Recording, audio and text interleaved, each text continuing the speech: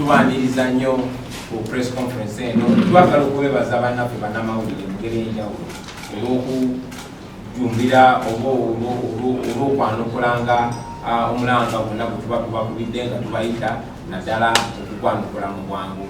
Tubasiima nnyo, tubasiimira ddala. Tumanyi nti mukolera mu bukubi obw'enjawulo naye okusigala nga muweereza nga mukola omulimu gwammwe mu bwesimbu. Ekyo nno kyekimu ku bintu ebikulu ennyo ebijja okutaasa Uganda yattu eno.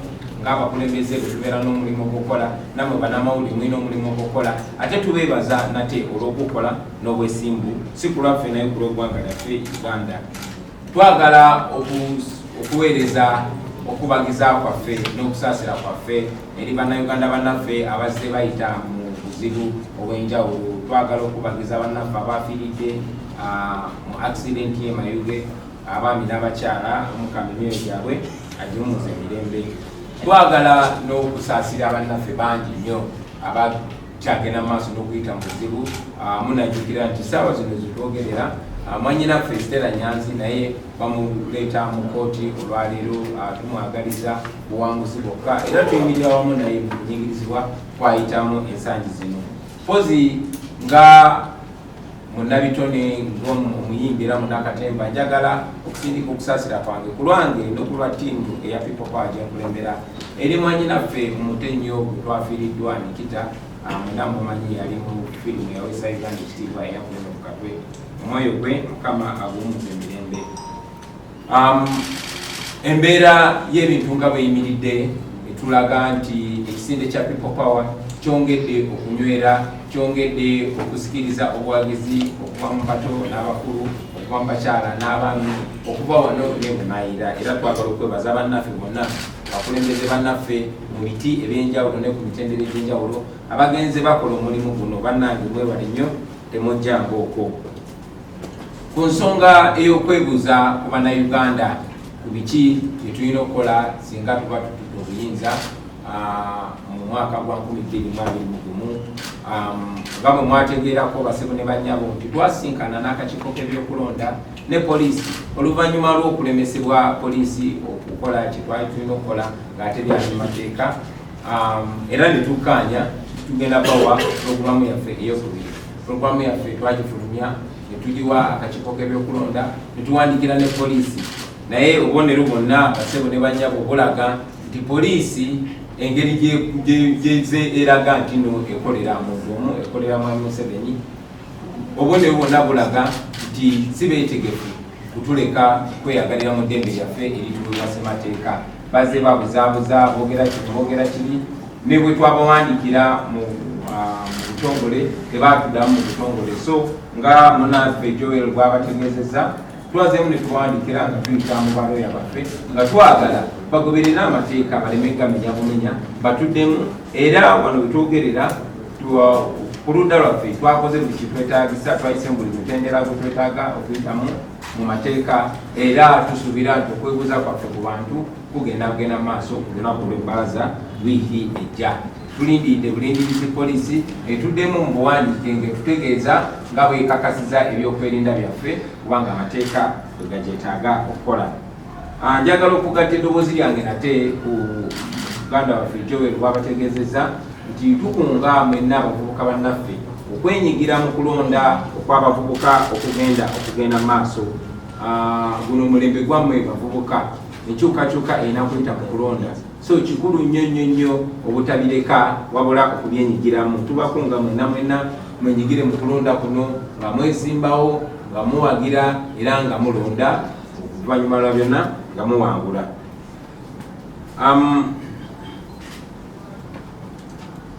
Mwategeezeddwako basebo ne bannyabo era tuzze tulaba alipootsi nti abalonzi abapya abeewandisiza okusinziira akakiiko k'ebyokulonda balaga nti bali 2.5 million. Twagala okwebaza abannayuganda bonna abaawulira omulanga gwaffe ogubakunga okugenda okwewandiisa okufuna endagamuntu n'okufuuka abalonzi, kuba gyebugenda obudde butambula tetwetaaga abawagizi wabula twetaaga abalonzi kubanga twagala kulonda, enkyukakyuka tugenda gifuna kuba mu kulonda.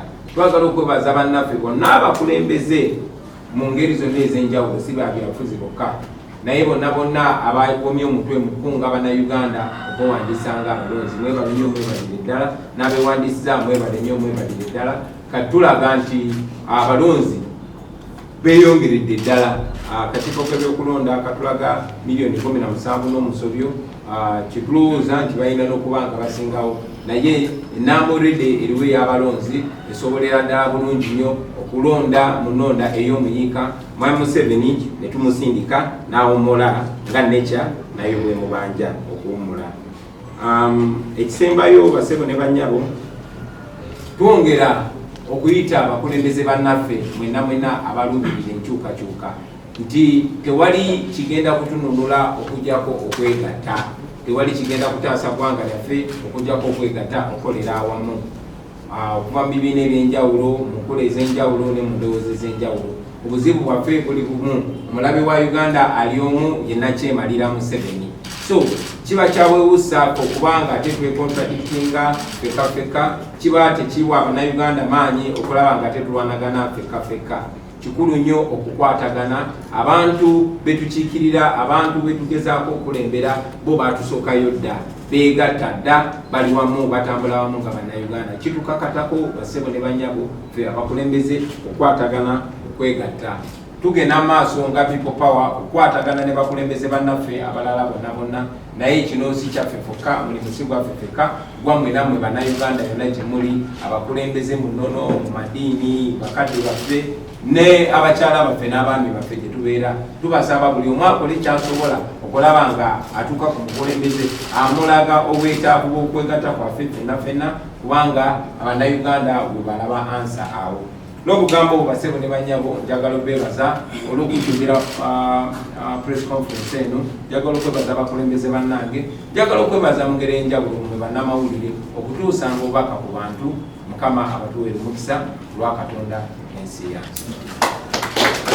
Brothers and sisters, to this press conference, we want to thank you, the media, for always responding in local time when we invite you.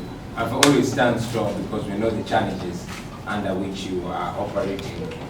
We also want to send our condolences to the fellow countrymen and women who lost their lives in the accident in Mayuge. And as a young person in Uganda, I want to send special condolences to our star sister, a young lady called Nikita, who acted in the movie Queen of Katwe. We lost her recently. May her soul rest in eternal peace. Now, so much of what I would have said has been mentioned by my comrade Joel.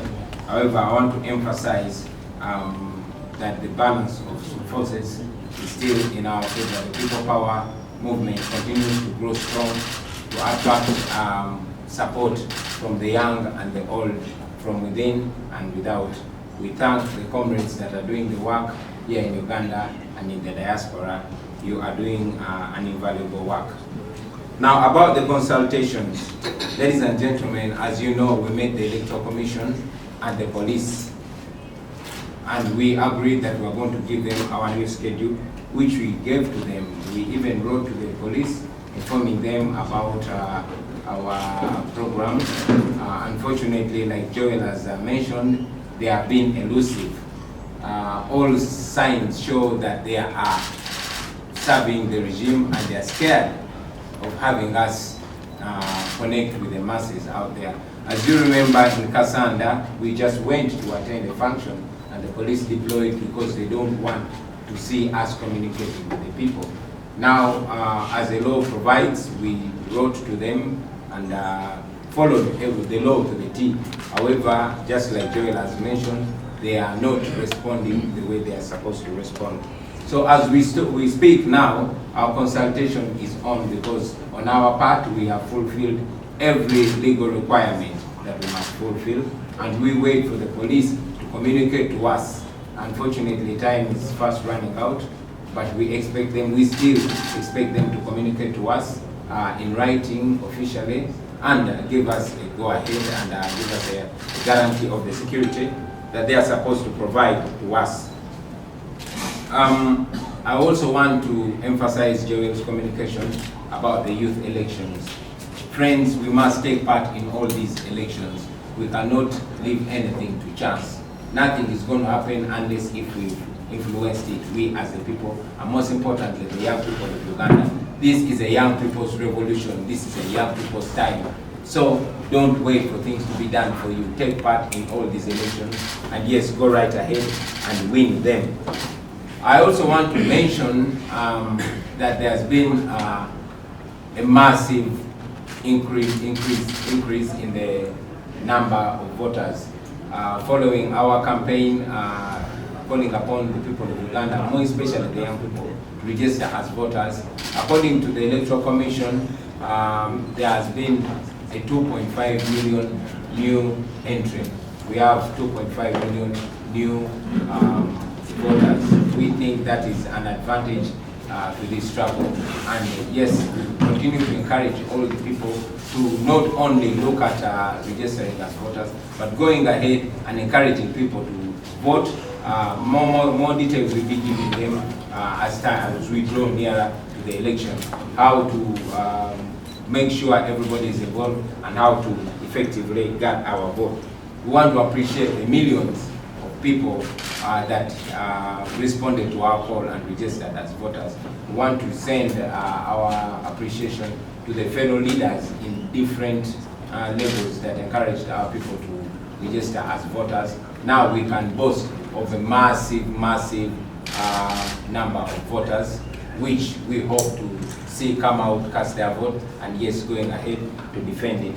And finally, we want to continue our call to all the forces of change to unite, to stand together, to major on majors and minor on minors. We must not be seen to contradict each other or to be fighting against each other. We have a common enemy, and that is the Museveni dictatorship. And all our political guns should be pointed at the Museveni dictatorship and not at each other. We've been saying it that the population has already united. The people we are leading are already ahead of us. So I continue to call upon fellow leaders to come together, because as united forces of change, that is the only way we're going to have a liberation in our country, Uganda. I thank you.